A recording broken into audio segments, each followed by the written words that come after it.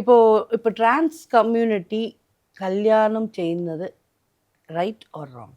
Even ഇപ്പോൾ trans community അല്ല, six ജെൻഡറിൽ പെട്ടവർ പോലും കല്യാണം കഴിക്കുന്നത് ഒരു ഗിവ് ആൻഡ് ടേക്ക് പോലെയാണ്. മനസ്സിലായില്ലേ? ഇപ്പം 100 പവൻ 200 പവൻ 500 പവനൊക്കെ കൊടുത്ത് കല്യാണം കഴിപ്പിച്ച് വിടുന്ന പെൺകുട്ടികളുള്ള നാടാണിത്. ട്രാൻസ് കമ്മ്യൂണിറ്റിയെ മാറ്റി നിർത്തിക്കോ? ഇത്തരം സ്വർണ്ണങ്ങൾ കൊടുത്ത് കല്യാണം കഴിക്കുന്ന പാരൻസ് ഈ കുട്ടികളുടെ ടാലൻറ്റും കൂടി ചേർത്തിട്ടാണ് വിവാഹം കഴിക്കുന്നത്.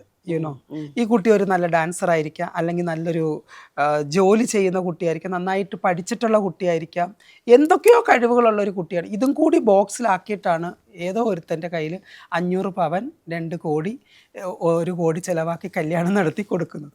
ഇത് കഴിഞ്ഞൊരു 6 മന്ത് കഴിയുമ്പോൾ സംഭവിക്കുന്നത് എന്താണ്? ഈ സ്വർണ്ണമെല്ലാം എവിടെ പോയി? ഈ പണമെല്ലാം എവിടെ പോയി? അവൾക്ക് അടിയും പിടിയും ചവിട്ടും കുത്തും തന്നെയാണ്. അവൾക്ക് യാതൊരുവിധ ഫ്രീഡവും ഇല്ല. ഇന്ത്യക്ക് സ്വാതന്ത്ര്യം കിട്ടിയിട്ട് ഇത്രയും വർഷങ്ങളായിട്ട് ഇന്നും എൻ്റെ സ്വാതന്ത്ര്യം എവിടെയെന്ന് ചോദിക്കുന്ന സ്ത്രീകളെ നമുക്ക് കാണാൻ കഴിയും, ഇല്ലേ?